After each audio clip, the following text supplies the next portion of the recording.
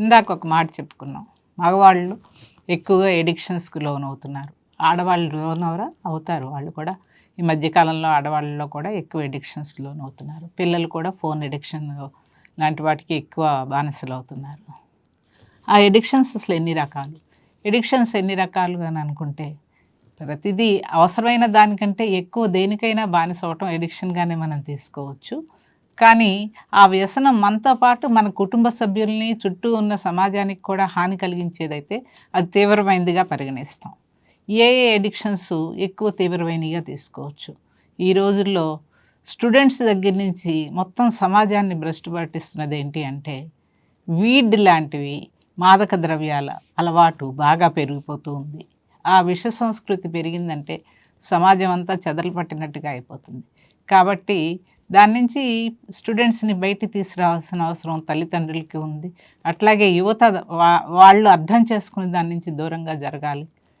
త్రాగుడు, జూదం, bettings, loan apps, మెయిన్గా అకేషనల్గా జరిగేవైనా కోడి పందాలు, ఇవన్నీ కూడా ఎడిక్షన్సే. ఈ ఎడిక్షన్స్ అందరి నుంచి బయటికి రావాలి, అందరూ బయటికి రావాలని కోరుకుంటున్నాం. వాటికి ఎలాంటి ట్రీట్మెంట్స్ ఉంటాయి?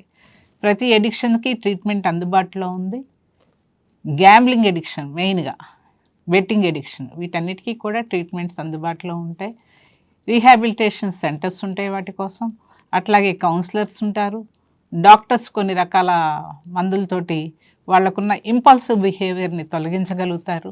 ఈ ఎడిక్షన్ అలవాటు కూడా ప్రజలందరికీ, ముఖ్యంగా సమాజానికి ఎక్కువ హాని చేసేది కాబట్టి అందులోంచి బయటికి రావటానికి కౌన్సిలర్స్ హెల్ప్ తీసుకోవటం చాలా అవసరం అని నేను అనుకుంటున్నా. ఎడిక్షన్స్ చికిత్స ఉన్నది. Aversion therapies and relaxation therapies, కొన్ని రకాల మెడిసిన్స్, సిబిటి అంటే కాగ్నిటివ్ బిహేవియర్ థెరపీ, డిబిటి, ఇటువంటి చికిత్సా పద్ధతులతోటి, థెరపీస్ తోటి వాళ్ళని అందులోంచి బయటికి తీసుకురావచ్చు. ఇప్పుడిప్పుడే డి అడిక్షన్ సెంటర్స్ గవర్నమెంట్తో పాటు ప్రైవేట్లో కూడా మొదలవుతూ ఉన్నాయి. ఇది హర్షించదగ్గ విషయం. ఎడిక్షన్స్ ఎన్ని రకాలు అంటే, ఎడిక్షన్స్ అంటే మనం తెలుగులో చెప్పుకున్నదైతే వ్యసనాలను సప్త వ్యసనాలుగా మన వాళ్ళు చెప్తూ ఉంటారు. ఏవేవి సప్త వ్యసనాలు? త్రాగుడు, జూదం, స్త్రీ వ్యామోహం, పరుషంగా మాట్లాడటం. ఇది అసలు మనకి వ్యసనాల్లో ఉంటుందని కూడా తెలియదు. కొంతమంది మాటల్లో క్రూరత్వంతో ఎదుటి వాళ్ళని బాగా హింసిస్తూ ఉంటారు. అది వాళ్ళకి తెలియని మృగ ఆనందంలాగా, పైశాచిక ఆనందంలాగా, దానికి కూడా వాళ్ళకి ఎదుటి వాళ్ళని హింసించడం అనేది బాగా అలవాటుగా ఉంటుంది. అది కూడా ఒక వ్యసనమే. దానికి ఖచ్చితంగా చికిత్స తీసుకోవాల్సిన అవసరం అయితే ఉంది. ధన వ్యయం, వృధా ఖర్చు, ఎక్కడెక్కడ ఖర్చు పెట్టాలి, అవసరమైన చోట ఖర్చు పెట్టకుండా అనవసరమైన చోట ఎక్కువ, ఎందుకంటే తన హోదాని, పలుకుబడిని చూపించుకుంటానికి ఎక్కువ ఖర్చు పెట్టడం కూడా ఒక వ్యసనం కిందకే వస్తుంది. ఈ సప్త వ్యసనాలకి పాల్పడిన వ్యక్తి తన శాంతి కోల్పోతాడు, కుటుంబ సభ్యులతో సత్ప్రవర్తన కోల్పోతాడు, వాళ్ళ మధ్య ఉన్న రిలేషన్ పోతుంది, సమాజానికి భారంగా తయారవుతారు.